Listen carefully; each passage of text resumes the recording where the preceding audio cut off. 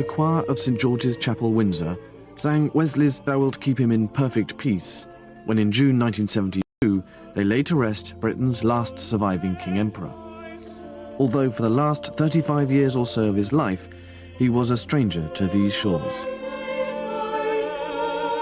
In December 1936, Edward VIII did the unthinkable and chose to abdicate from his throne and give up all his responsibilities for love. Now titled the Duke of Windsor, he left the castle under cover of darkness on a road that was to lead to exile. Ever since, the private details of what really occurred then and afterwards have been guarded here in Windsor Castle. Now, with access to literally thousands of documents preserved in the Royal Archives, high up in the Round Tower, we will discover the real facts behind that fateful moment in history. Apart from a set of coins, the odd souvenir mug and a few other memorabilia, such as this bookplate in the Royal Library at Windsor, there is little to show of the reign that should have been. I've often wondered about the appalling shock my great-uncle and namesake, His Majesty King Edward VIII, inflicted upon his family when he abdicated his throne to marry Wallis Simpson 60 years ago. Even today there are those who cannot forgive him or her for that. Rarely this century has any story become surrounded by so much myth and legend, engendered such deep emotions, and made or broken so many reputations. Which is why I want to discover what really happened during the many years the Duke and Duchess of Windsor lived alone in exile.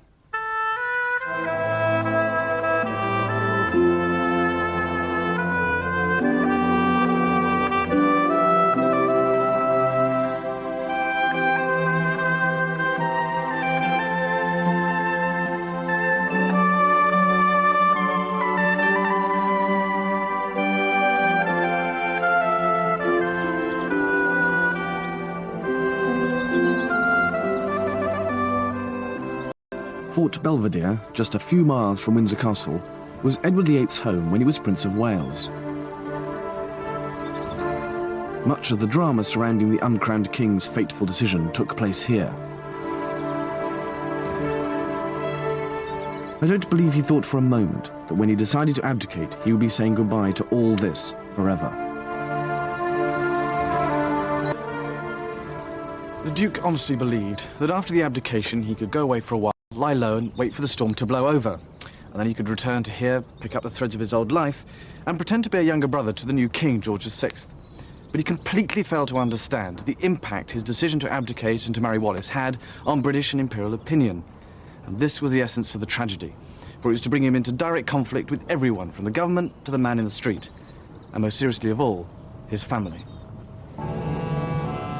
It's difficult now to comprehend the state of shock in which the nation and empire were left when King Edward decided to abdicate, a man most people had come to know and love when he was the charismatic and popular Prince of Wales. He was born in 1894, the eldest son of George V and Queen Mary, christened Edward Albert Christian George Andrew Patrick David, but known to his family as simply David. When he acceded to the throne in 1936, he became emperor to a quarter of the world's population.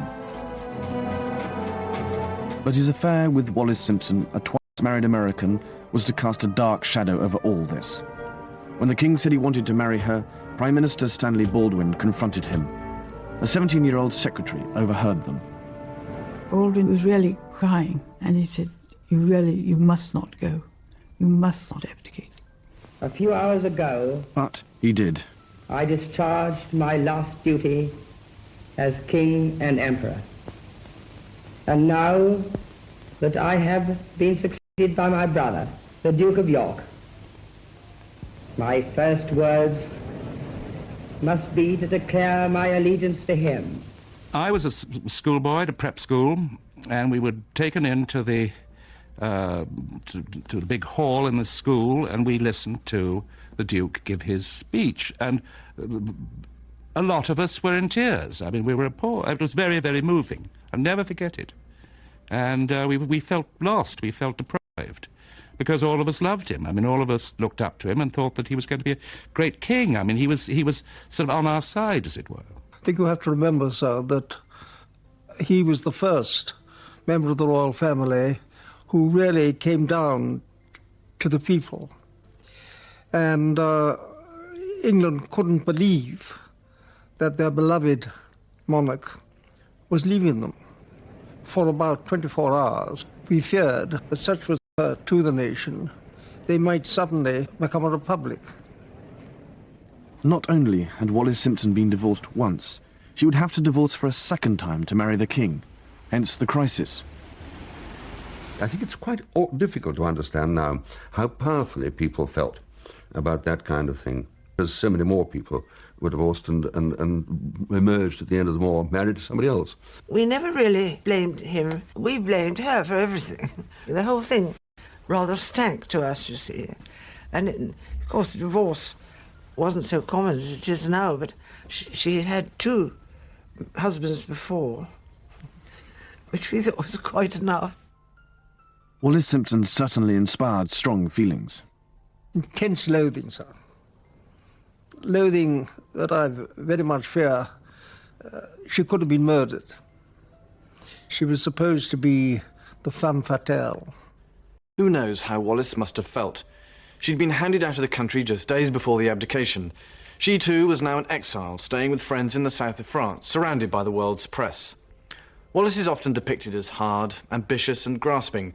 There were other much worse descriptions flying around as well. But at one point she must have realised what was going to happen, what she might be responsible for, and she tried to stop Edward. In a statement to the press just 4 days before the abdication, she stated her readiness to withdraw forthwith from the unhappy situation. She was distraught when the king telephoned her with the news of his decision. We all know that she was terribly upset and that she cried on the telephone because he told her that I'm leaving now. I've told them that I'm abdicating. And that's when it was an utter shock to her because she did not expect it. She started to cry and she said, "Oh no, please don't do it. You fool, you fool." Nor was the abdication to have a greater tragic consequence than for the royal family. The children had developed a close bond through mutual support because their parents had always been remote and aloof from them. The true story of what really happened is here in the Library and Royal Archives at Windsor. Private letters, memos, telegrams, financial papers. They tell a story of sorrow and anger, romance and tragedy, and much personal pain, not only to the Duke, but also to the family he was leaving behind. Although they were stunned by the abdication, they showed genuine sympathy for the Duke. The Duchess of York, soon to become the new Queen, wrote, "We are all overcome with misery, and can only pray that you will find happiness in your new life."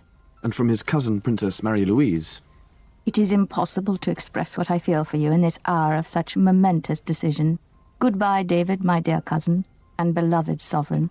His aunt, the Countess of Athlone, wrote, "Now that you are leaving us all, I want you to know how profoundly I grieve and how miserable I am for you. Your decision leads you at long last out of all this tragedy to that happiness which you've been seeking and never finding these many years." That the high and mighty Prince Albert, Frederick, Arthur, George... But such private sympathies were suppressed. By the grace of It God... was totally impossible for people to react in any other way than they did. They all took this strong establishment view. What he did was unforgivable, whatever that may mean, except it does mean quite a lot. A major, visible dereliction of duty. I think as simple as that. To many, it was also a betrayal of trust. The officials of the royal household in particular felt disillusioned. Their first concern was to protect the monarchy. For that, they had to restore the public's confidence and to establish the new king, George VI, in the nation's affections, and distance the old one as far as possible. The impact of that on the brothers and family was to be profound.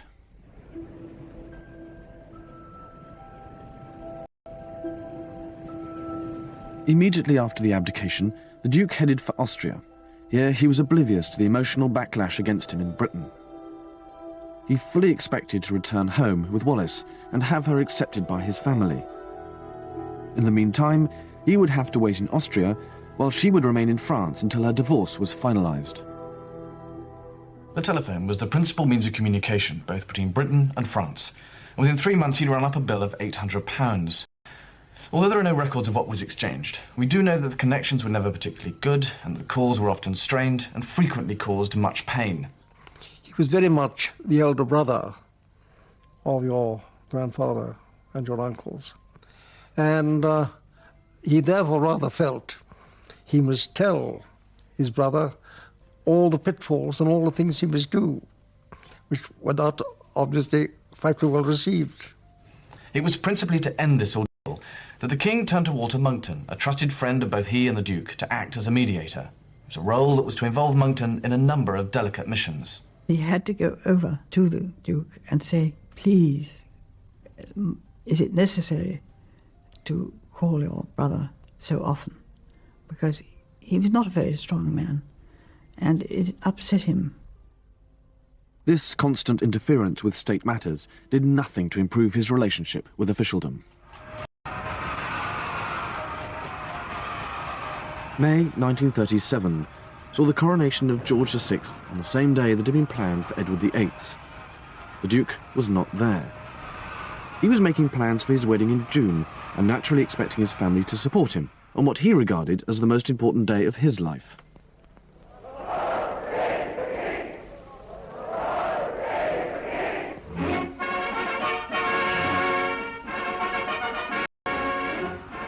In France, head over heels in love, he was blind to the emotions that were still running high.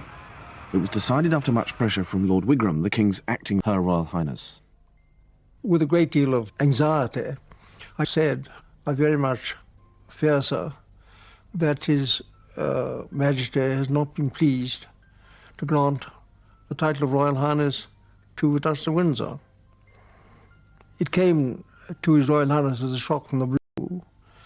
It completely shattered him.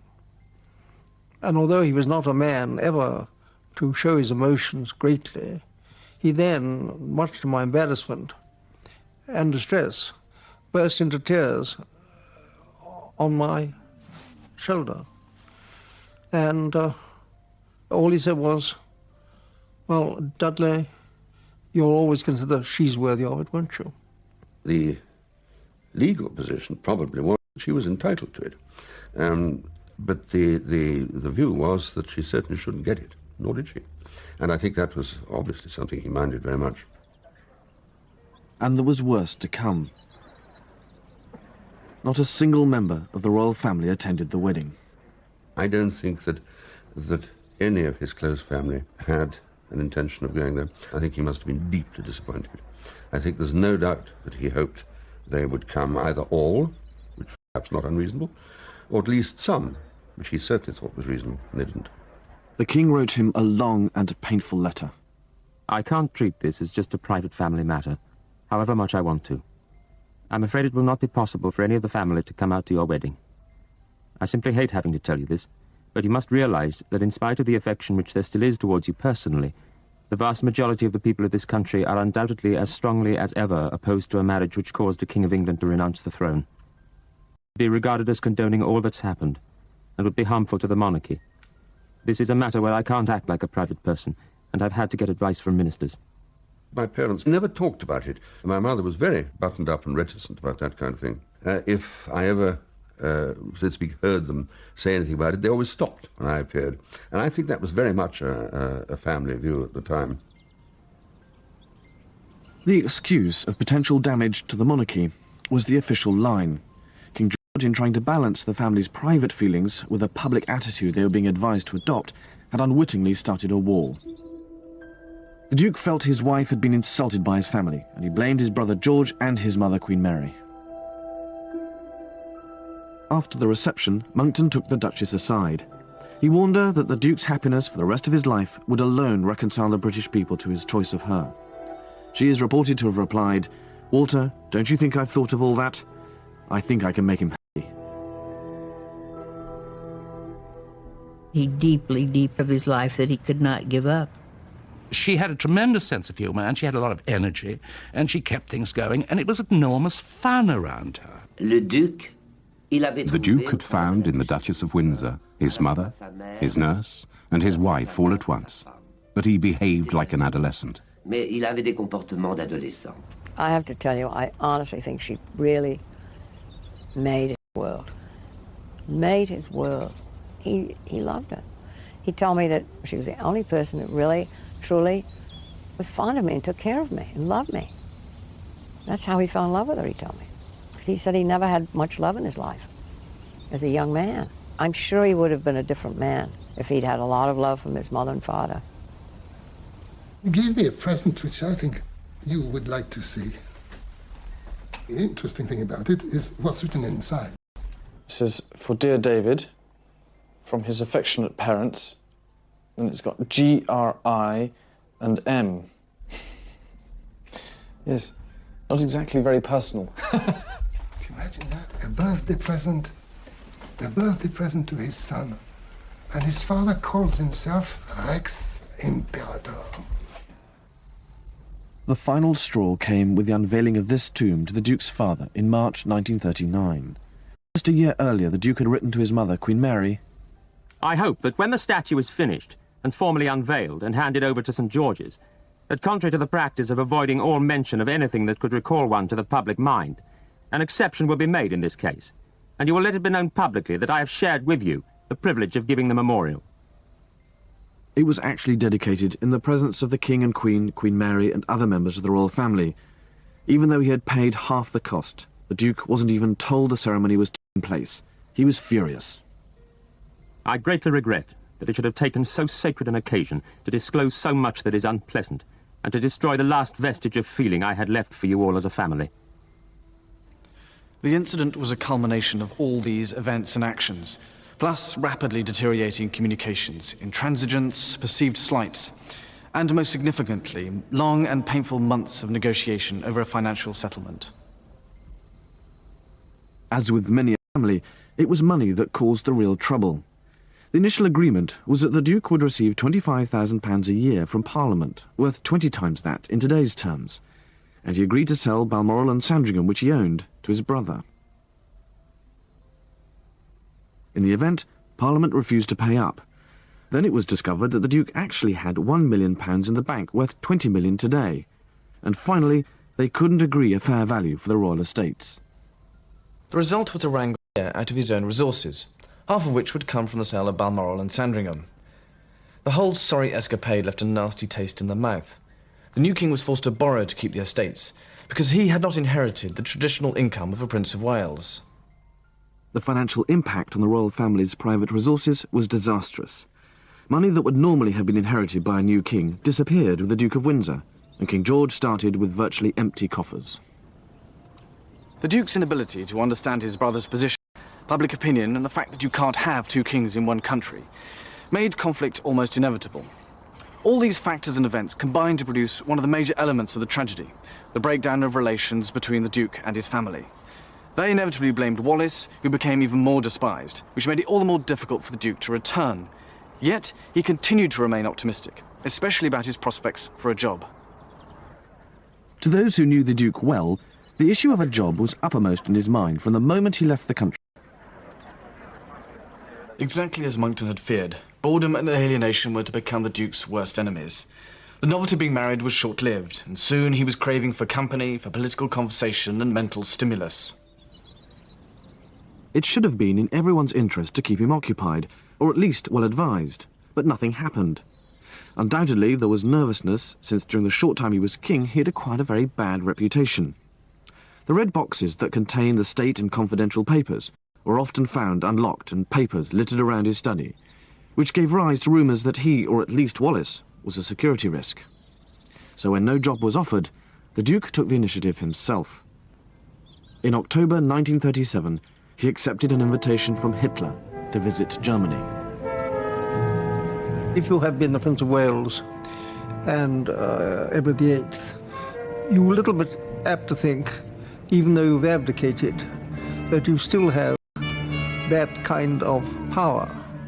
He did believe that if he saw Hitler face to face, that he would prevent him from making war. Next, it was not going to be possible for Duchess of Windsor ever to experience a state visit.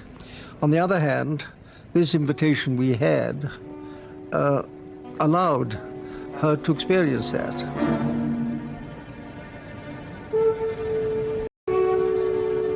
The Duke and Duchess visited Field Marshal Goering at his home. When we were touring the whole house with the Feld Marshal, we came to his study, and behind his desk was a marquetry map of Europe, with the whole of Europe in one kind of brown, and Great Britain into a lighter greeny kind of brown, the innuendo, and turned round to the Felt Marshal and said, that is impertinent. Finally, the Duke and Duchess went to meet Hitler. When we arrived, to the Duke's surprise, Hitler refused to talk to him direct in German, because, of course, the Duke was fluent in it. He took great pains to put to Hitler all the arguments, which were very many, that war couldn't pay. And we were only there, I remember, so for half an hour, and he left with great distress. He failed. It was an ideal opportunity for his enemies to declare him pro-Nazi, and the image of the Duke waving his arm in the air in what looked suspiciously like a Nazi salute was to stick with him. The press has said that Hitler told the Duke of Windsor that in certain eventualities he would place him back on the British throne. Now, that is completely untrue. Had even that been said, such was His Royal Highness's devotion and loyalty to his brother, I knowing his character as I did, he would have walked out straight away in rage. It was one of those press inaccuracies that, alas, did both he and the Duchess great harm. So, I mean, do you believe that the Duke collaborated in any way or sympathised with the Nazis? No, sir. He was a very, very loyal British subject. But the visit showed a serious lack of judgment and did nothing to help his cause back home.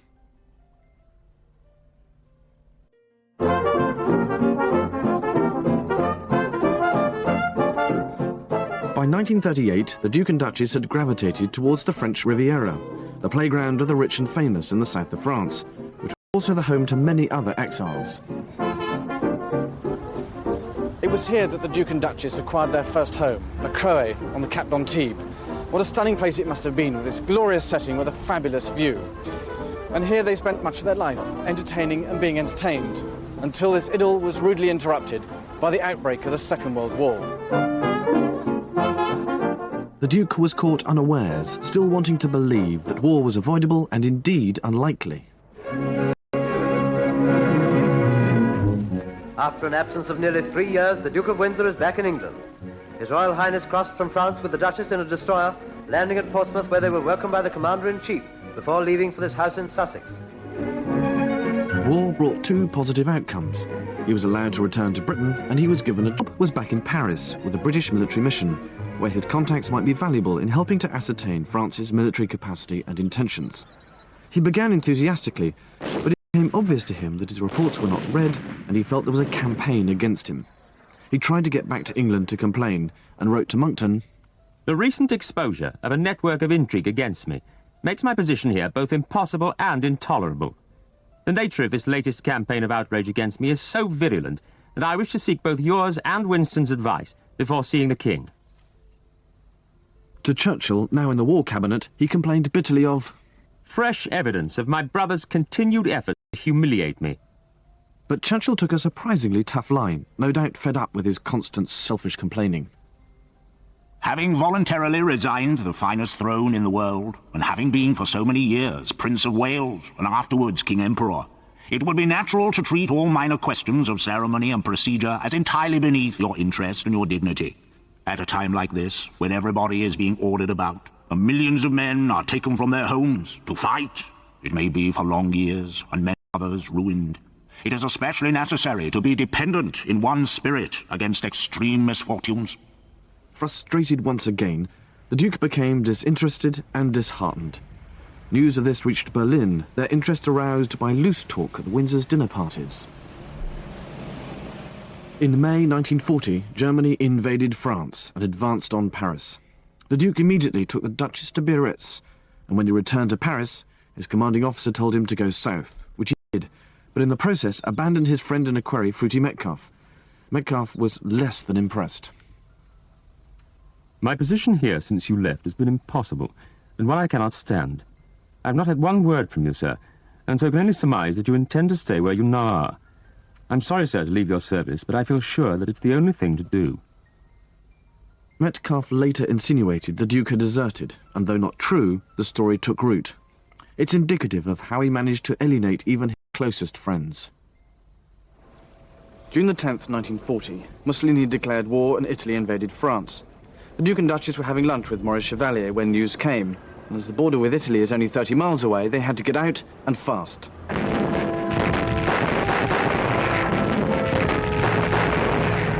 France was in chaos. Paris was abandoned and the Germans were racing south towards Bordeaux. The Windsors hurriedly packed and hid everything while making hasty escape plans for the local consul general. They decided not to make for Bordeaux, where the remnants of the British embassy were escaping from, but to head for Spain.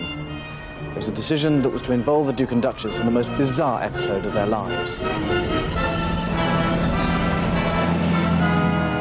Recognised the Duke as the Prince of Wales who had served in the Great War and let him through.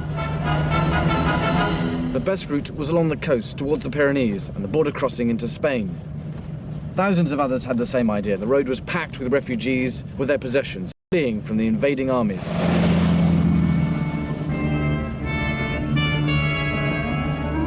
Making for neutral Spain was a risk. There was no guarantee they would be let in, and at Perpignan, 10 miles from the border, they were turned away by the Spanish consulate, who refused them the entry visas they needed.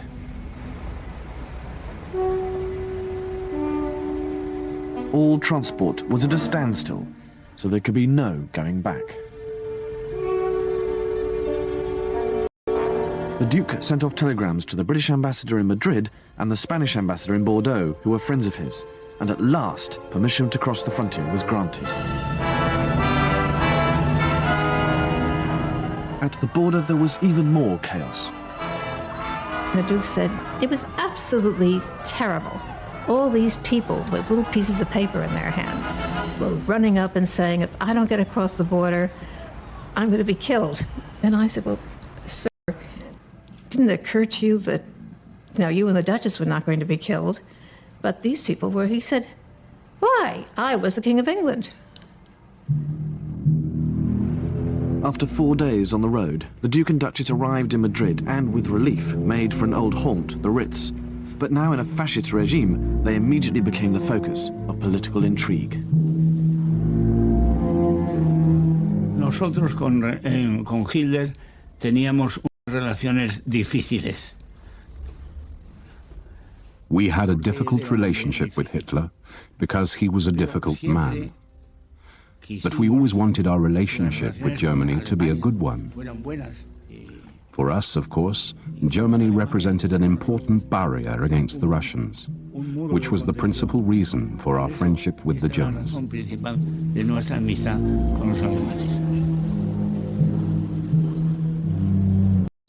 The German ambassador in Madrid was ordered by Berlin to try to keep the Windsors in Spain. They were constantly watched by the German Secret Service based opposite the Ritz at the Palace Hotel. As it turned out, the Germans needn't have bothered. The Windsors' intention to catch a boat back to Britain from Portugal was delayed because they didn't want to be in Lisbon at the same time as his brother, the Duke of Kent, who was on an official visit.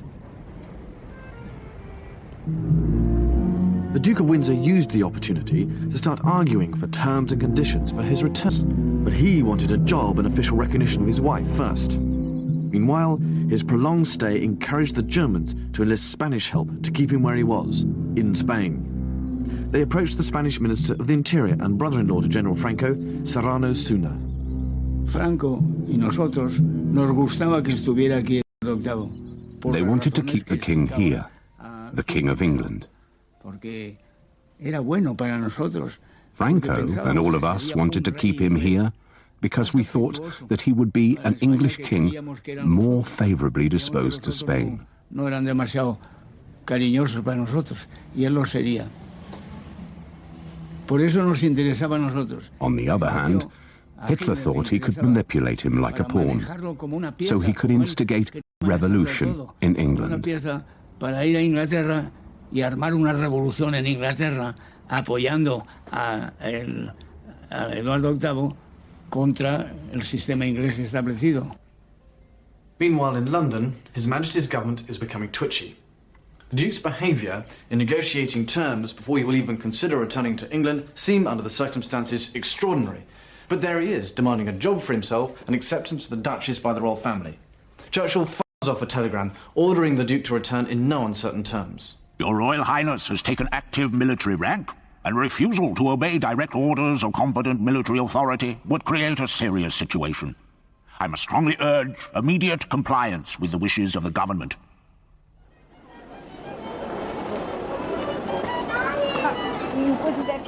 The Duke did not receive the telegram then, because he was already on his way to Lisbon. There, the British Embassy advised him to stay with Ricardo Espiritu Santo, a wealthy banker whose home was at the appropriately named Boca do Inferno, or the Jaws of Hell, for Santo turned out to be a German sympathiser. Having had no reply to his earlier telegram, Churchill seeks an audience with the King. The Duke must be removed from the continent, but how if he won't return to England? It's decided to send him to the Bahamas as governor, a post without precedence for a member of the royal family. The Duke's attempt at bargaining had totally backfired, and he was now to be sent further into exile. On one of his almost daily visits to the British Embassy in Lisbon, the Duke received Churchill's latest telegram informing him of his appointment as governor of the Bahamas. He was dismayed at the news, but nevertheless accepted. At least as a governor's wife, Wallis would now be his equal. So began a new round of negotiations, including the release from military duty of some of his former staff. Most significantly, he was stuck in Portugal until a boat passage could be arranged. VIII to lure him back to Spain. Angel, a Spanish secret agent, was sent to the Duke with a message.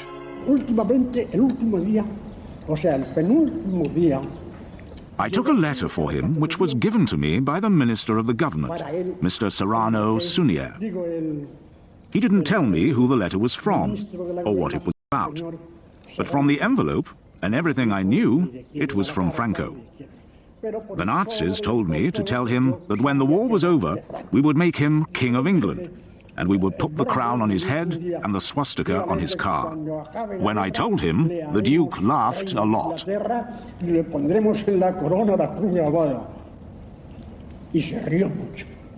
Operation VIII now effectively commences. The aim is twofold: to delay the Duke from leaving for the Bahamas and to persuade him to return to Spain. The real aim of the plot was the negotiated peace between Great Britain and the Nazis. And then behind there was a condition which could be the recovering the crown for the Duke of Windsor. The Duke is unaware of these machinations and plays perfectly into the hands of the plotters when he seeks their assistance to recover various items, including sheets and pillowcases, from his houses in France. With Europe engulfed in war, the Windsors' preoccupation was bed linen for Government House in the Bahamas. The plotters allowed their maid to travel unhindered through German lines and all the way into occupied Paris to get it. But at the Windsors' home at 24 Boulevard Suchet, she was picked up by two overcoat-clad men who held her there and stopped her from catching the return train. The plan was to force the Windsors to postpone their departure. Meanwhile, the Duke and Duchess entertained in Lisbon while they waited for their bed linen and a boat. They were now surrounded by spies, reporting any hint of disloyalty, such as a claim that the Duke said that if the Germans bombed London, the British would capitulate. The Duke still found time, though, to play some golf, even presenting a trophy at the Estoril Golf Club. Meanwhile, the Duke's negotiations with London continue. Churchill telegrams, I regret there can be no question of releasing men from the army to act as servants to your Royal Highness. Such a step would be viewed with general disapprobation in times like these, and I should ill-serve your Royal Highness by countenancing it. So from all the evidence, it appears the Duke was naive and impressionable. Much of the negotiation was absurd in content and smacks of extraordinary selfishness. Now, it's quite possible the Duchess was behind much of it, not out for revenge, but out of an absurd sense of loyalty, persuading him not to be pushed around by remarkably petty issues. Walter Monckton advised Churchill to soften his line and allow one man to be released from the army to join the Duke's staff. But seemingly trivial arguments over staff hid much greater concerns in London. The breaking of German military codes within the first year of the war gave Britain an unexpected but highly delicate intelligence advantage. On the one hand, they knew exactly what was going on in Spain and Portugal. On the other, the government couldn't act in any way that might reveal their knowledge to the Germans. The crunch came when the Duke wrote that it would be more diplomatic to sail on August the 8th instead of August the 1st. This causes real panic here, because it's clear the German plot is working. Churchill immediately sends Monckton to Lisbon on what he later describes as another very odd job. Monckton's task was to counter whatever the plotters were saying. In fact, they were trying to convince the Duke that the British Secret Service was out to assassinate him.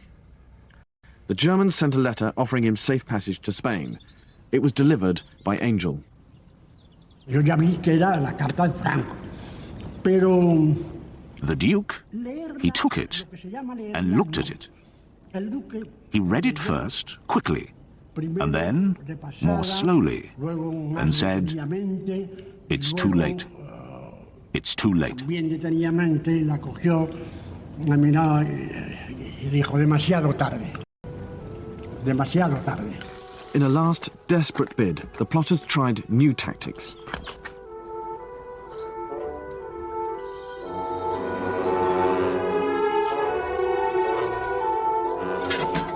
A gang of thugs was sent to the house with instructions to frighten the Duke into asking for protection.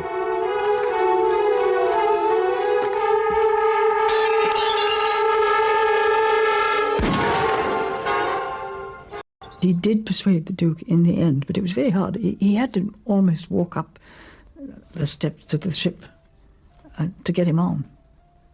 He thought of every excuse, and couldn't he come back and do some work in England? Couldn't he?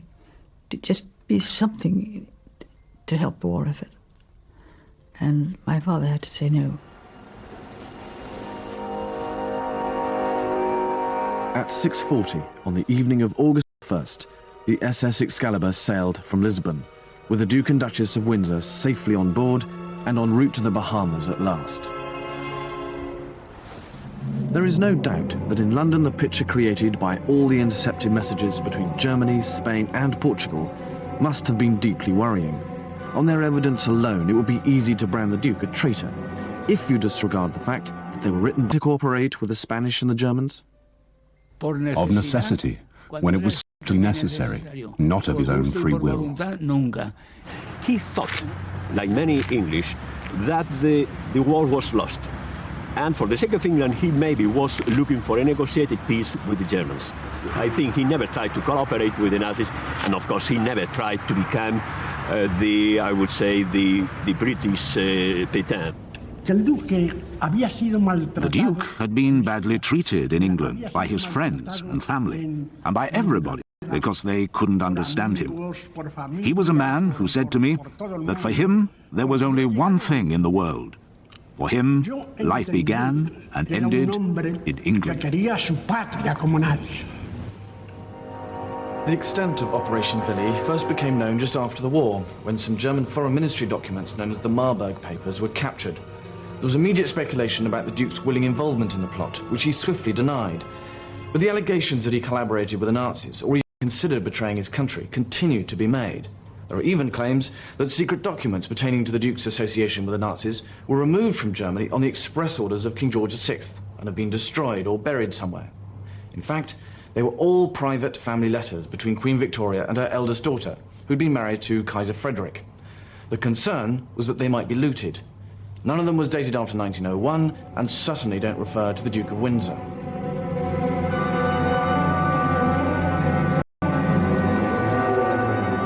The Duke may have been awkward, selfish and intransigent to deal with. He may also have been loose-tongued and in favour of appeasement. But there is no evidence that he would have ever betrayed his country or agreed to be a puppet king. Such accusations were only directly levelled at him after he had died, when he could no longer defend himself. Being sent to the Bahamas for the Duke was like Napoleon being sent to St. Helena. It was, for him, the equivalent of being sent into exile. The only consolation was that Wallis would be treated as his equal as governor's wife.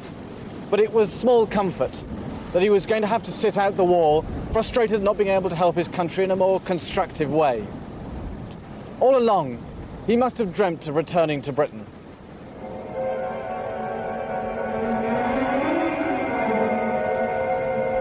life when you've been king of a large country. I mean, how could you own practically half the world and then suddenly told you're going to look after a tiny, tiny place at the Bahamas? I mean, he thought it was terrible, but my father was pleased because he was worried that the Duke might easily be shot or caught or anything might have happened. It's rather sad. The governorship of the Bahamas was his biggest test. The impression he created would be vital. I first met the Duke on board the yacht Southern Cross, which belonged to a Swede who had loaned his boat to bring the Duchess.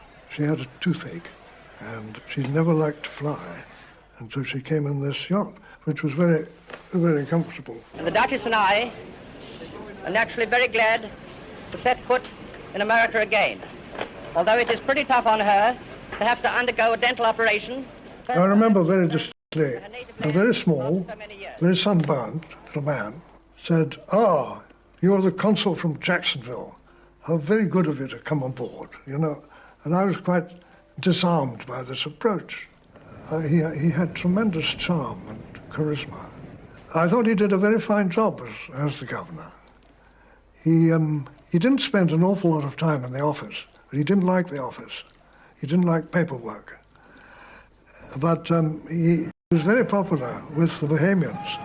I mean, obviously the big question is, if he did well as the governor of the Bahamas, why was it that he didn't get a job after that? I don't know. I think it was difficulty about Wallis, really. She just didn't fit in somehow. The Windsors' friendship with Swedish financier Axel Wenner-Gren was another cause for criticism. Suspected as pro-Nazi, he was blacklisted by the American and British governments, although the accusation was unproven. And then there was another major setback. He had an appalling accident, let's face it, in the Bahamas, when this very visible murder of a very known citizen was there, and that can't have been easy to handle, and possibly wasn't well handled. The Duke's reputation as governor was almost destroyed by the lurid murder of Sir Harry Oakes, who was found battered to death in July 1943. The Duke made the mistake of summoning help from the Miami police, who bungled their investigation so badly that no murderer was ever convicted. I think that was a minus mark, not a plus mark. And I suppose the establishment, who decided or recommended people for the rather important kind of job he might have had, I suppose they were not only doubtful about him, but they were more than doubtful about her. They didn't like her. They didn't fancy an American voice as one of the voices of this country. The 20,000-ton American troopship Argentina, as I saw her anchored in Plymouth Sound, within sight of the shores of Britain. Aboard her were the Duke and Duchess of Windsor on their way at home. In answer to a question I put to him, the Duke said, "I'm coming back to England in the early part of October." At the first opportunity, once the war had ended, the Duke resigned his post and made his way via America back to Europe. His dream was probably to return here to his beloved Port Belvedere, his former home and the place where many of the crisis meetings prior to the abdication took place. But this dream, along with his hopes of a job and acceptance of his wife by his family, were to be dashed. The Duke has made it plain that the present move to Paris has nothing permanent about it. He is set on bringing his wife to his homeland and to a home of their own. The Duke's expectations remained wildly over-optimistic. In reality, he was never to see Fort Belvedere again. And it was to be a few more difficult years before he became resigned to the inevitable, that he was not to be given a job, that his wife would never be accepted by his family, and that he would not be allowed to live in Britain permanently. In the end, he accepted that he was an exile. As it turned out, once they became reconciled to this fact, the Duke and Duchess set about creating a lifestyle and image that was to make them one of the most alluring icons of the 20th century.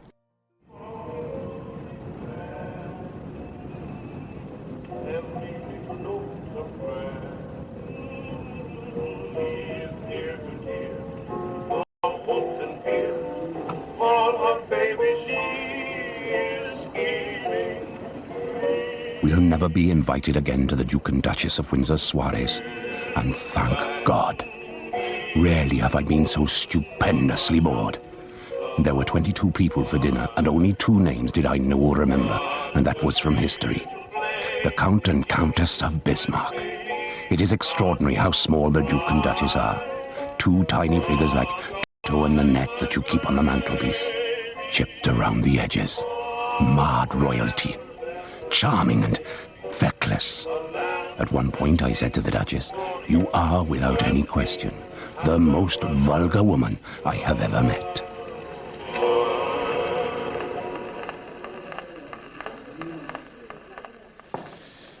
Richard Burton wrote that in his diary after an evening here in 1968. But in spite of it, he and Elizabeth Taylor came again several times. Well, few ever declined. You didn't say no to an invitation from the Duke and Duchess of Windsor to visit their private home in the Bois de Boulogne. The traumas of abdication, divorce and war were behind them, and in exile they were feted and flattered by people the Duke would probably never even have known, but for a chance encounter with a divorced American woman who changed his life. When they moved here in 1953, they had been married for 16 years. The Duke was no longer engaged in a feud with his family, who he felt had insulted his wife, or in the political intrigue of trying to prevent their exile. That was all in the past. The wartime German occupation was a fading memory when they signed the lease with the city of Paris. My grandfather, King George VI, who had literally been catapulted onto the throne when Edward gave up his crown, had reigned and then died at a tragically early age. He was only 57. Queen Elizabeth, my mother, was the new monarch, and now, for the first time, the Duke and Duchess had a permanent home, and they set about creating a way of life and the image that went with it. The Duke and Duchess became the leading lights of what could be called the International Café Society, an endless round of social events, entertaining and being entertained. It was all a million miles from his destiny as King of England. They went out quite a lot. They would be seen and photographed at the Maxims, at night clubs and all that. And I think it filled up their diary, you see. I think they liked it. She liked it a lot. He created this whole mythical kingdom. He designed the uniforms for all the waiters and the footmen, and on a gala night they were in red outside with the flaming torches. On less formal occasions they were in tails, and everything was arranged around him. Elsa Maxwell used to come and play the piano here quite often, Cole Porter, people like that. But it was a very gay evening, always. Our party was always a success. And that was her life, entertaining. That's Queen Mary, the Duke's mother, and she called him David, as did all his family and friends.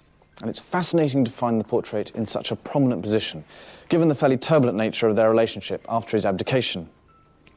It's difficult to judge whom she blamed more, Wallis for so utterly bewitching David, or David for abandoning his responsibilities and duties for something so transient as love. And as long as she lived, Queen Mary could never understand or forgive that.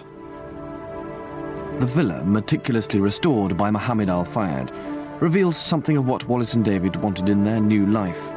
There is also much to impress upon the visitor, exactly whose house it was. Throughout, there are constant reminders of his life as Prince of Wales, and even his short spell as king. But they are merely glimpses of a world he gave up in order to marry Wallis. There is no shortage of these, rather good photos of his wife. It may be hard to appreciate in this day and age just what an appalling shock she was to the court and the British establishment 60 years ago. It wasn't because she was American, and it certainly wasn't because she was a married woman having a serious affair with David. Over the years, he'd had relationships with married ladies, and in those days that was understood and accepted so long as it didn't get out. No, it was frankly because Wallis was a divorced woman, and divorced women were just not accepted in society, let alone in Palestine. And she would have to divorce for a second time in order to marry the king. But when Edward was determined to marry her, there was no alternative. He would have to step down. Poor Wallis. She was hounded out of the country, despised and blamed for the abdication. The effect on the country was massive shock and a sense of betrayal for which they never forgave him. His frustration at not being allowed to return to Britain and his inability to understand that his wife could not be accepted by his family led to a bitter feud, most especially with his brother. But by the time they came to live here in Paris, all that was in the past, though the emotional scars carried by everybody involved were still very tender. There obviously was opposition to him being given a job, which probably would have been out of the country, almost certainly, either as a roving ambassador or as a governor or whatever it might have been like that. Any of those things might have worked. And I suppose they do rather go together. Because, of course, here, in this country, he would have, I imagine, have been very much in the position of a private citizen, even if a highly connected one, with a very visible past. The Duke would often say to me, "Joanne, you have no idea of what I gave up." I really didn't. Until one time there was a big celebration of something, and I suddenly realized he gave up all of that, plus the money, the jewels. You know, it's like I made my decision, and I love her, and I've settled for this kind of a life. And it was a relaxed life in the villa in the Bois de Boulogne. They were by now in their late 50s, a surprisingly active couple who entertained vigorously, so the mornings were generally quiet. The Duke would wake late and have breakfast in bed, read the newspapers, and his valet Sydney would tell him the weather and temperature. For Wallis, the morning ritual tended to start slightly earlier. She loved her bath and bathroom, and she spent a great deal of time in here. She would never emerge from her suite before 11 o'clock, by which time she would look immaculate. The Duke, on the other hand, hated baths, and had his covered up by a heavy piece of mahogany. He much preferred the more American habit of showering, and had this one built specially. The Duke, as a noted leader of fashion, would consider very carefully his dress and what to be seen in. Everyone was delighted to follow his lead. He was born to perfect taste, and his collaboration with his tailors was historic and very, very important. He hated extra pomp and solemnity. Most men would be wearing top hats today if he hadn't abolished them. He brought a lot of color into fashion, a lot of mixed patterns, which are now classic. For the Duchess, clothing represented a chance to show her obsession with style. It was an endless pursuit that made her the ultimate fashion model. Oh dear, look at who's here, look at the... She became a kind of icon because she set a fashion, and her taste was very, very remarkable. One of the most interesting things about her is she's one of the few plain women to become a fashion icon. As far as I'm concerned, I've been very influenced by her because she knew so well, you know, and teach to a young designer what really is essential for a woman to be elegant. Nothing over-elaborate. The cut has to be perfect but simple. The Duchess, especially in the earlier period of when she was very well known, had a breathless quality about her way of dressing. People was waiting to see what she was going to wear. Her entrance was really part of the evening. Quand je la coiffais, quand même, elle faisait, je peux dire, les liftings, oui. When I did her hair while she was having, can I say, a facelift, she was obsessed with seeing how she appeared, even if she had just had a facelift. She immediately thought about having something done again, some small touches like that on the right, on the left. She was obsessed by what she wanted to represent. That was her great obsession. C'était sa grande obsession. I used to say to her sometime, why don't you take up some charitable work here in Paris like you used to do in the Bahamas? She said, Sydney, I was locked up on that island for 5 years, and there were no in German, as you know, nowhere to go. Now I left, I come to Paris where I was first started, and I am going to enjoy myself. And that's just what she did. She entertained the hairdressers, the beauty parlors, and the couturier. The search for style was pursued with an almost manic zeal. No fashion show was truly complete without the attendance of the Duchess. With all the important decisions safely behind them, the Duchess might spend the morning dealing with the staff and perhaps working on the menu for a forthcoming party, while the Duke got down to his paperwork, usually in here. He opened the mail, did the checks, checked the accounts. And he wrote letters, social and business ones. But he no longer wrote with anger and frustration as he had done in the first years of his exile. And so the day would pass. After a light lunch, perhaps a nap. Maybe a chat to a friend on the telephone, or a romp with the pug dogs in the garden. And then tea. The Duke drank a lot of tea, and she often scolded him for letting it go cold in the cup. And slowly, the evening would approach. And I used to look at her coming down those stairs. She looked like a 16-year-old girl. And I used to bow to her. I said, how beautiful you look. She would say, thank you. She'd come in, she'd say, everything is perfect. She'd walk on the terrace and see all the candles and the trees were floodlit. She said, Denny, make it a beautiful night tonight. In everything they did, there was an extraordinary attention to detail, a clever mixture of British tradition with American... Always very agreeable light, no bad face. You started courting to the Duke of Windsor and the Duchess. You had a drink, a quarter of an hour, 20 minutes, not more, with Sydney, with a beautiful red coat they brought him from Bahamas, and tiny, tiny appetizer, and champagne, and what you want for drink. But not more than a quarter of an hour, 20 minutes. And then on to the dinner, because the Duchess said, the dinner can't wait for the guests have got to wait for the dinner. If you want good food. Believe it or not, they wore evening dress for dinner every night, whether there were guests coming or not. The Duke, who was always first to be ready, would be waiting for Wallis to offer his arm and escort her to the dining room. Often, she was late, but he always remained just here, waiting.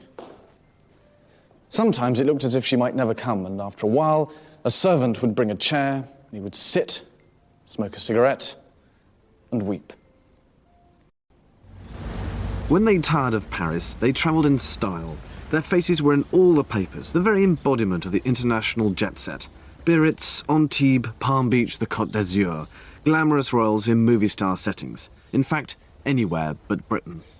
After a while, there was nothing really much for them to do, except that they couldn't go to England. I didn't want to go to England. And it was probably a better idea that they didn't go to England. And where else to come? But I'd met a lot of sort of cafe society people who came over to Paris and who dined with them, and then they would return, and everybody gave dinner parties for them, and then the circle grew larger and larger, and that's why they started coming over in June.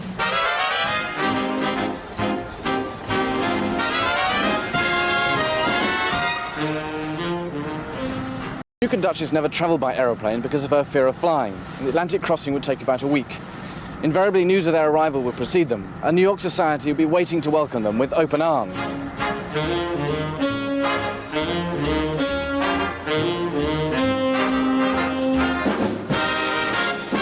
Even in those days, New York was a city of skyscrapers. It was a hustling, noisy place. So just what exactly was the attraction for the Duke and Duchess? Why did they make this annual pilgrimage? Did they feel they had something in common with all those emigrants who'd flocked to the New World? And if so, why didn't they stay? Or was it something else? Before they arrived, everybody knew that they were coming. And they brought a great deal of energy with them. For instance, in the shops, everybody wanted to decorate. Both the Duke and the Duchess were very sensitive to what was beautiful, well arranged, well presented. And everyone wanted to be ready in case they would have to visit the Duke and Duchess.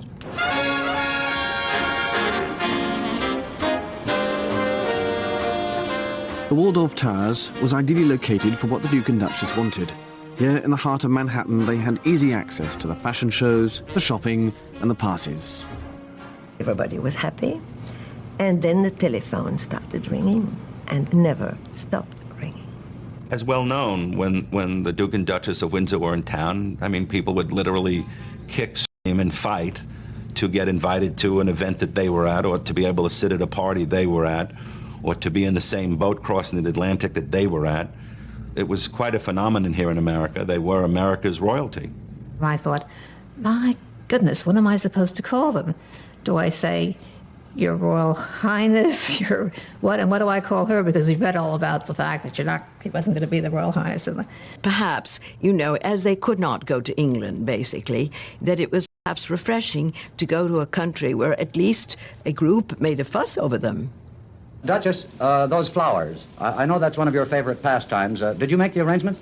Well, I did, and they're geraniums, which are very, very simple flowers, which I love. I like them cut, and I like them in pots also. We always have them in the mill, lots around in pots, and these I cut.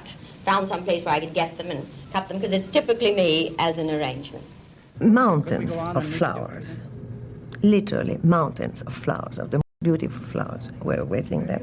I suspect they didn't have all that much money, and Mrs. Hilson paid for something, who lived at the Waldorf. I can't remember whether she paid for the flowers. Somebody else paid for the limousine. Somebody else paid for, I don't know, the clothes or the... I mean, there was a group of 3 or 4 people who definitely paid for who subsidized them. That enough? No, once more. Try for another 1,000. $64 question. That's... We have no prizes on this, but we'll send you 1,000 jacks for that last one. There, is that enough? Thank you very much. I hope you'll teach me that game someday, darling. I love to. They set up home here for 2 months every year in what is now called the Royal Suite. On the top floor, it's quieter and more spacious than in the hotel. It was made more homely because friends lent them Renoirs or Monets for the walls and ensured there were plenty of fresh flowers. Today, you'd be expected to pay around $3,500 a night to stay, but you do get some pretty magnificent views.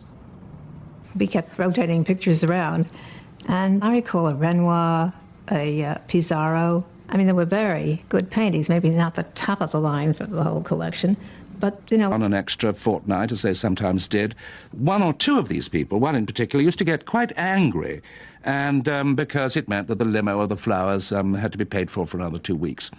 But I'm afraid that's the way it was, and the Windsors gave good value. I mean, they could trot them out as their status friends and introduce them to their less status friends, and so it seemed to me that they got their money's worth. Nobody minded here that they had no job. They were accepted for what they were and allowed to do what they wanted. They had a number of good friends here, and there were no restrictions on them. All of which is why I think America was an escape for them, an escape from the feeling of exile which dogged them in Europe. However, there was a penalty to pay. They would have to mix with people that they may not naturally have chosen to be with. They constantly had to be the leaders of style and fashion, and it was an incessant round of socialising. There was a couple, Bob and Ethel Scull, who had a fleet of cabs. And I'll never forget a dinner given by some nice, rich friends of the Windsors who used to look after them a bit. And we were all there on time, and the Windsors were announced, and we all got up except for Mrs. Scull, who sank back into an armchair. And when the Duke and Duchess came round to be introduced, she held out her hand to be kissed by the Duke, who, being extraordinarily well-mannered, took it and kissed it. But the Duchess hissed so that we could all hear the cheek of that bitch. Both the Duke and Duchess preferred small dinners. Their great pleasure was 6 for dinner. The Duchess wanted to keep the dinner very informal and relaxed. To start, they would have a cold soup or consommé, and then it would be this wonderful sea bass with cucumbers in a very light cream sauce, or a roasted chicken with herbs. Then to end, we would have the rum and resin ice cream, which was the Duke of Windsor favorite. His Royal Highness was not really always so keen about going out. The Duchess liked to go out, to see people whom she knew, whom they knew. Also, she always thought about entertaining the Duke. And she was afraid that if he would stay home too much, too often, he would possibly get a little melancholy. And once he was on his way, he was happy, but to get him on his way was not always what he had wished. The Duke had this habit of talking German, and I don't know whether it was after... It used to be towards the end of dinner, and he would suddenly turn on some nice lady occasionally and start talking in German, which didn't go down too well, and he would start saying, but this is meine Muttersprache, he'd say, my mother tongue. He came to life at these. He liked sort of cafe society life. I mean, New York being the capital of cafe society, I mean, that she flourished. I mean, she came into her own in New York, whereas she didn't so much in Paris, I feel. And she had a ball, I don't think he did. The Duke was devoted to the Duchess, but not to all her friends, especially when stories appeared in the gossip columns about her liaison with a notorious socialite, Jimmy Donahue. He's somebody who degraded people, and I think that he liked the idea of having an affair with the Duchess. It was a feather in his cap. I don't think it was a very passionate affair, but I think that somehow he got her absolutely trapped. She was fascinated by him. And also what she liked in New York was going out on the town. He liked to go out on the town. So, I mean, they would spend... What she needed was a companion to go to nightclubs and to sit around in old Morocco, wherever it was. And he was perfect for that. And he was very funny. I think that at some periods, life became so dull that she really needed somebody who was going to amuse her. And Jimmy Donahue was extremely amusing, as very often very gay and outwardly gay men are. I mean, for instance, I remember one time when somebody asked Jimmy Donahue what the Duchess was like in bed, and he said my idea was like going to bed with a very old sailor. A much publicised show of affection brought the affair to an end. The Duke, on the other hand, had an affair of a very different kind, with money. The Duke most afternoons would come up at 4 o'clock, and he and Nate would discuss his investments and his portfolio. And I don't know whether I should say this or not, but it was $10 million, which is not what a king has to live on. There was a lot of discussion about their getting everything for free, and they didn't pay here and they didn't pay there. But Nate checked with the Waldorf, and they said he paid weekly, right on time, never tried to get anything for nothing. One evening, the Duke approached my husband and says, "Now, Monsieur Masson, you have to explain to me why my checks are not cashed." And Charles says, "Yes, my wife kept your checks." And the Duke paused for a while and said, "Well, they have to be deposited." So Charles says, "Is it a royal command?" And the Duke said, "Yes, it is." Wallis adored jewels. She was very knowledgeable about them, and during the 36 years of their marriage, the Duke must have spent hundreds of thousands of pounds buying them for her. Some came from here, Harry Winston's place on Fifth Avenue. From this house, they preferred the fabulous. In fact, their first purchase was a pair of yellow pear-shaped diamonds. They were approximately 45 carats each, and they were mounted as clips. And when the Duchess received these diamonds, one wonders if she might have said the same thing when she first saw the Duke. And I have worn them twice, and they have caused a sensation. The Duke was brought up with this. He was used to women wearing this kind of thing. He took it as just second nature. And I imagine that he wished his wife to have that. Wallis became associated with jewellery more than probably any other woman this century. On one occasion, she asked Winstons to make up a necklace from a priceless collection of jewels purchased in India from a Maharani. These were among the most spectacular probably ever conceived, with 700 or 800 carats of beautiful emeralds, rose diamonds, which are old cut diamonds. And Mr. Winston took these and created necklaces out of them, which the Duchess of Windsor fell in love with. Well, the first time she wore them at a ball in Paris, one of the Maharanis said, "What's the big deal? I used to wear those on my ankles." And it was right after this party, in fact, I would imagine before she got in the car, the Duchess of Windsor took these off her neck and never put them back on again, refused to wear them. New York seemed to suit the Duchess's interests far more than the Duke. However, for him, the real attraction of America was the opportunity to get business tips on his investments and the sport. But for that, he had to leave the city.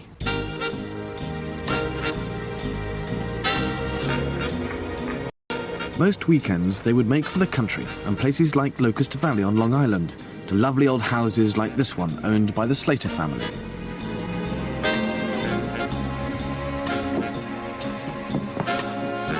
There are still lots of reminders of their stays here in what was the Duke's guest bedroom, and there's a feeling of informality and peace in his house.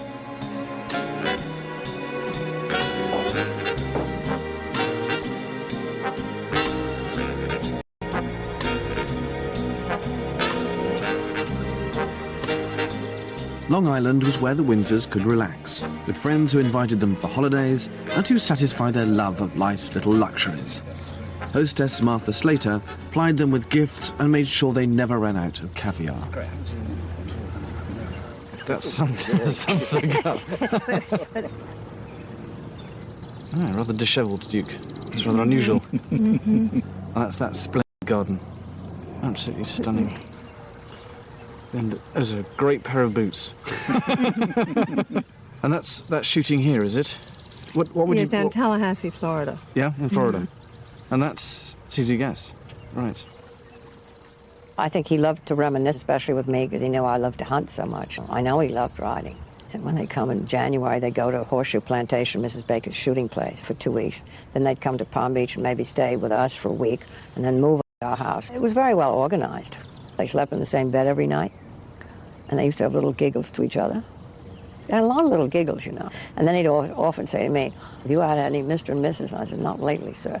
You know, you always ask me things like that. And the President and Mrs. Nixon had a dinner for them. Oh, it's the most lovely dinner. Arnold Palmer flew in his plane, and I sat next to one of the astronauts, and it was a fabulous evening. It was beautiful, and of course, he was the star of the evening. He gave us a very short speech after dessert, and everyone fell in love with him, really. The charm of that man. In the exclusive country clubs of Long Island, the Duke could practice his favourite game, golf. The sport he took up after an accident forced him to give up horse riding. He loved it, and although he never became very good at it, it must have been a wonderful escape from the social chit-chat and gossip. They were literally the king and queen of America's cafe society, and were treated as stars. It may all sound very glamorous, but most of the time it was unfulfilling. And worst of all, so shallow. They were no more at home here than in Europe.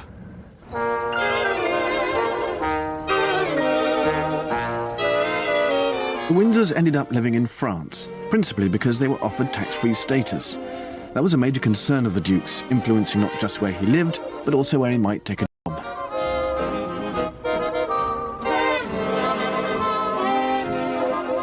Le Creuet, in the south of France, was their initial home. Once one of the most desirable properties on the Cap d'Antibes, it is now just a burned-out shell. Without their scrapbooks and the Windsors' own photo albums, it is difficult to imagine what a fashionable and stylish place it must have been, and how much fun it was.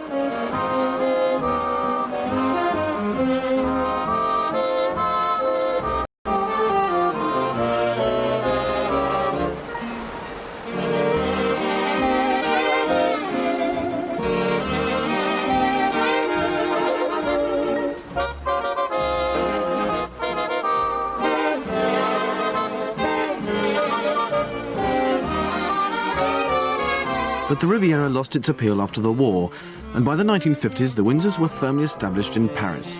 Any hope of living permanently in Britain had utterly faded. But in fact the Duke was able to make several discreet visits. Of course he did come quite often on visits, but they were always very invisible visits. Not always, but almost always. Sometimes there would be a picture of him going to Marlborough House to see Queen Mary, but they were not very publicised visits, not as they would be now. There is one home that most closely resembles the life he left behind in Britain. Mill, the only property the Windsors ever bought. Friday, Saturday, Sunday, we used to go to Old Mill House.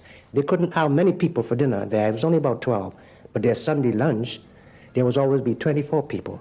Just remembering how elaborate the tea service was in the mill, with maids dressed all in green and white, bearing those organdy cloths so there wouldn't be a crease in them. And then going through, I really mean a high tea. I mean, it could have been dinner. As a matter of fact, in the mill, after this enormous display, the Duke would look at his watch and he'd say, "All right, 5 o'clock, time for cocktails."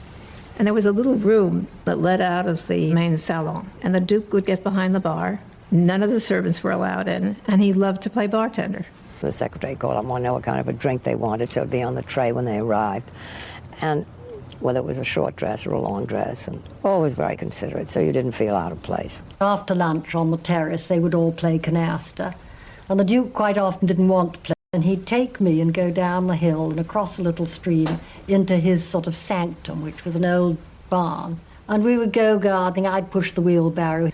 Sometimes he would say things to me like, "Don't ever waste your life, Atalanta. Always know what you want to do and always enjoy doing what you want to do." Certainly to me he seemed a sad person, and quite often rather bored. There weren't a great many people in Paris who were really good friends of the Windsors.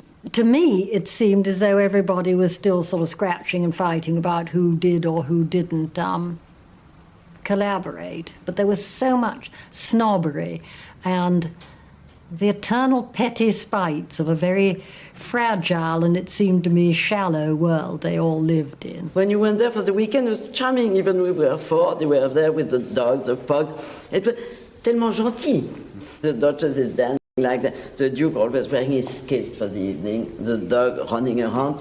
C'était gentil. You'd think you were staying with old friends, very simple. They liked to laugh, have fun. So it was marvelous. And you could forget where you were. The famous day when Armstrong put his foot on the moon, the Duke said it's going to be at 2 o'clock in the morning and he will send Sydney to wake me up, to wake Philip. He had a TV in a little room next to the big drawing room. We went to see that. We see the Duke waiting there. And the Duke said, where is the Duchess?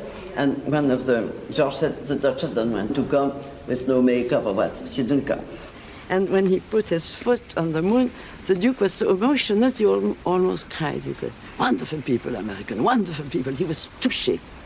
And if this gardened house seems to sum up best the character and personality of my great-uncle, and it is here that I felt the closest to him.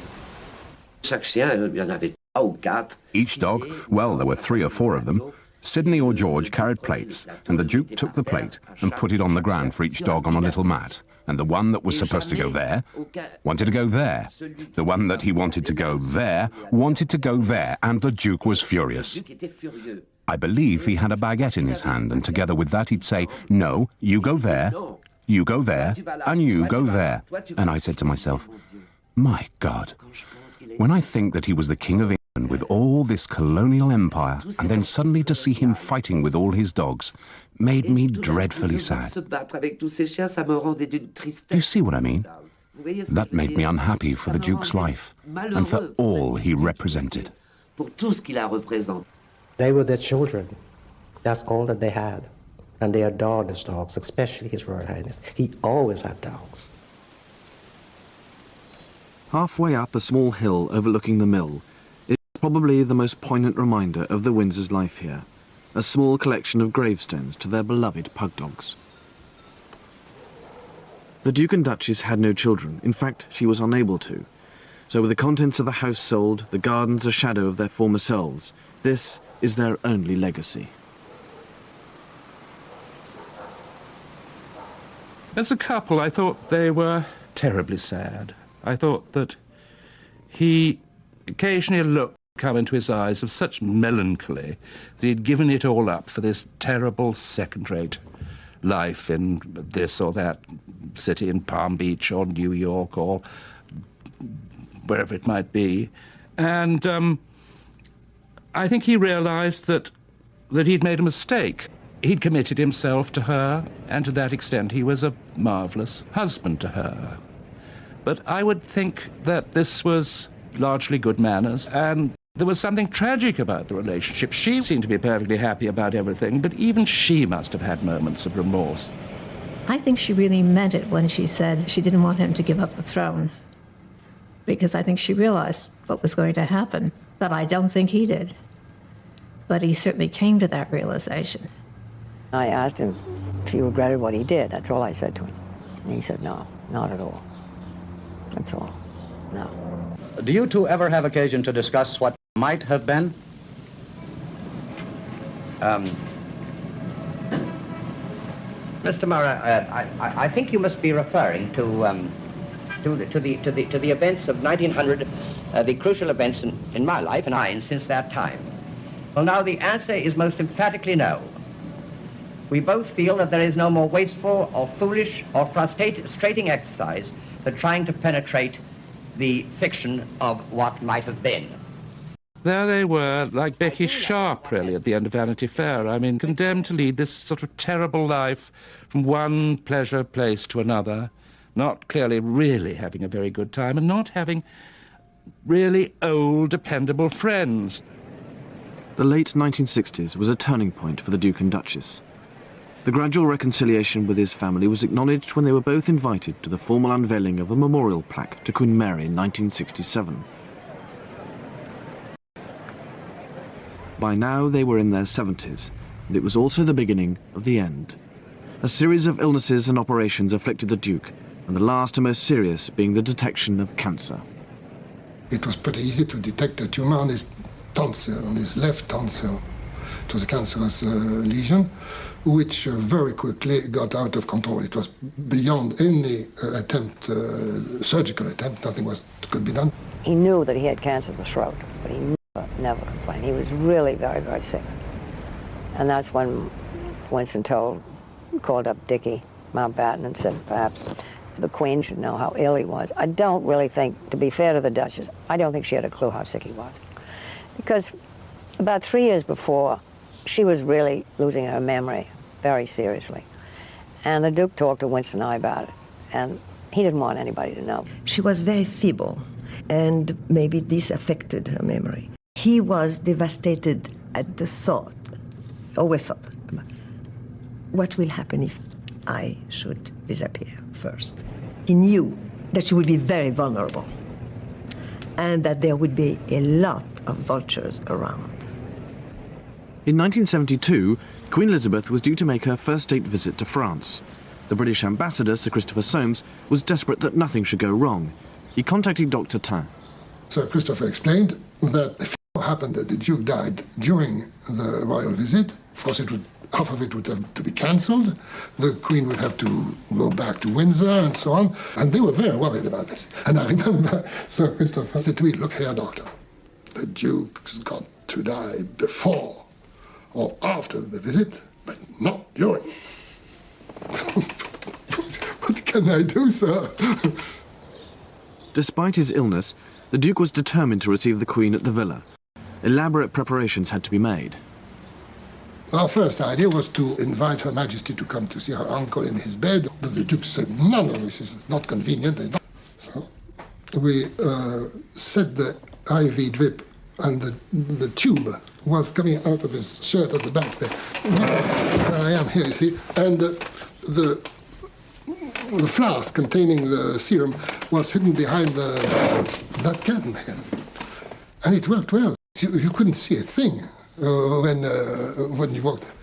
But then the unexpected thing happened. He wanted to stand up. When the Queen came in, that was not foreseen at all. I thought that was really something. He could hardly stand up, but he wanted to greet the sovereign. After the visit of Her Majesty, the Duke's deterioration was rapid. That morning he sat down and he took up his pen, but he couldn't write.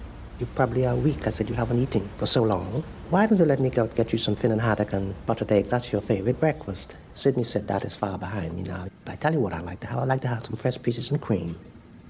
And I fed him, and I put him back into his bed. The little dog was on the bed with him. And when I came in at about 6 o'clock, he was still sleeping. And I said to Royal Highness, His Royal Highness is resting very late this evening. She said, Sidney, don't worry. Leave him, he's tired. Let him rest. And about 8 o'clock, I came back. The little dog jumped off the bed, and he ran into the boudoir, and he jumped on a Royal Highness' lap and never came back. And I said, this is very strange. I didn't say anything else. I stepped out of the bedroom, and that very night, His Royal Highness died.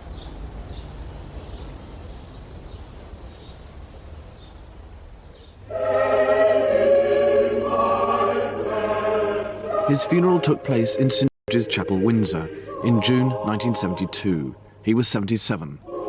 The ceremony acknowledged him as a former king and was conducted amidst an atmosphere of reconciliation and forgiveness. In death, as in life, the Duke of Windsor was a man of contradictions. After years of being distanced from the throne and any memory of his short, unconsummated reign, here he was being buried with full honours. As a young man, he had become an immensely popular Prince of Wales, by going out amongst the people like no other member of the royal family had done before. Yet, just as they needed him most, on the point of becoming king, he walked out on them. He was the pinnacle of society, yet he openly defied the social mores of the day. He was stubborn, selfish and self-centred, yet at the same time charming and charismatic. People really liked him.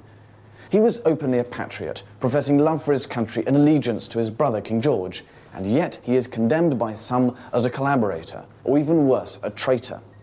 But no matter how hard they try, no one has ever uncovered any evidence for that. So, deprived of proof, they maintain that there has been, and whatever you may believe, we are all left with the question, is it possible, from all that we know about the Duke's life, that he would have seriously considered betraying his country. I honestly believe not. And the final contradiction is that in marriage he had split his family and his country. In grief, he united them. For the first time, the royal family gathered with Wallis, Duchess of Windsor. When the Duke actually died, she was awfully shocked. There was a tremendous change in her life. And then the ceremony of the burial was terrible for her. Meeting suddenly hundreds of persons whom she didn't know being taken to Buckingham Palace. And I found her in Windsor Castle. She was there alone on the sofa. It was rather pathetic, really. And then she was taken back here, and when she walked into the house, she called David. David. Je crois qu'elle a peut-être un peu commencé à boire. I think that she began to drink a little after the Duke's death. She found herself with a lot less invitations and even made phone calls in order to get invitations. You see, it was terrible. C'était terrible. Everything I heard was as if she was surrounded by a sort of wall of silence. I called George, and I told George I wanted to come out to see her. And he said, of course. And I said, please be down at the gate and let me in. And I think they were dying for me to come. So I went. And it was just the saddest day to see that house, because a lot of the things were missing. This poor old lady, a prisoner in her own house, she didn't know who she was or where she was, really. She recognized me immediately, and she told George we're going to have a dinner party tomorrow night for Mrs. Ernst. I know. That was... But she was in bed. Very, very old. It was over. For her. With the Duchess vulnerable, her worried servants used the Duke's bath with its wooden cover as an ideal hiding place for the letters and photographs of Britain's greatest love story, save from those who might see them as a source of income. In charge of affairs at the Bois de Boulogne was Maitre Blum, the Windsors lawyer. There was nothing we could do without Madame Blum. I mean, she took over completely. Maitre Blum and the Swiss banker had everything all tied up. Of course, I knew what was in the will. But how did you know the contents of the will? Because I was aware of what was going on with the lawyer, whose doctor I was also. Oh, I see, right. So right. It was a sort of little club around the Duchess to protect her. With the help of her French lawyer, she changed her will so that after her death, the Windsors' belongings were auctioned for $50 million, which benefited a French charity. Not many years after the Institut Pasteur got that enormous amount of money, they discovered the virus to AIDS. Sometimes I think if it's the most useful thing the Windsors did in their life is to give their fortune to the Institut Pasteur. Unfortunately, she went down after His Royal Highness' death. She couldn't seem to pull herself together anymore. I don't think she really realized what she had, but after His Royal Highness' death, she missed him terribly. Then finally she took the head, she had a stroke, and that was the end of it. She never regained any conscience after. She just lied there and suffered for 11 years. The great love affair was ended, it was finished.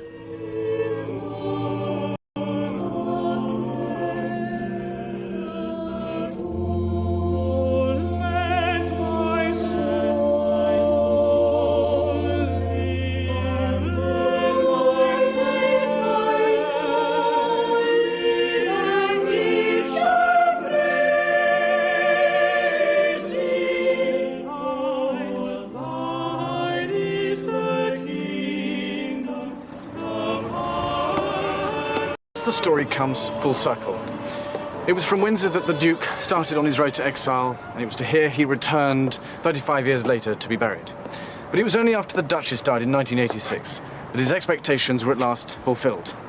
For down there, in the shadow of Queen Victoria's and Prince Albert's mausoleum, the Duke and Duchess of Windsor lie side by side in a quiet corner of England, equals at last in the country he loved, their exile over.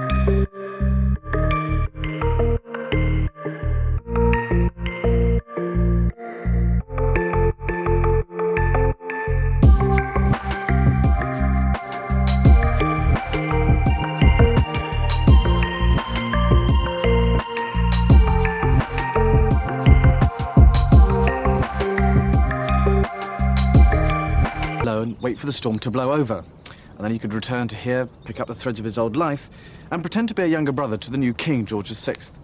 But he completely failed to understand the impact his decision to abdicate and to marry Wallis had on British and imperial opinion. And this was the essence of the tragedy, for it was to bring him into direct conflict with everyone, from the government to the man in the street, and most seriously of all, his family. It's difficult now to comprehend the state of shock in which the nation and empire were left when King Edward decided to abdicate, a man most people had come to know and love when he was the charismatic and popular Prince of Wales. He was born in 1894, the eldest son of George V and Queen Mary, christened Edward Albert Christian George Andrew Patrick David, but known to his family as simply David. When he acceded to the throne in 1936, he became emperor to a quarter of the world's population. But his affair with Wallis Simpson, a twice-married American, was to cast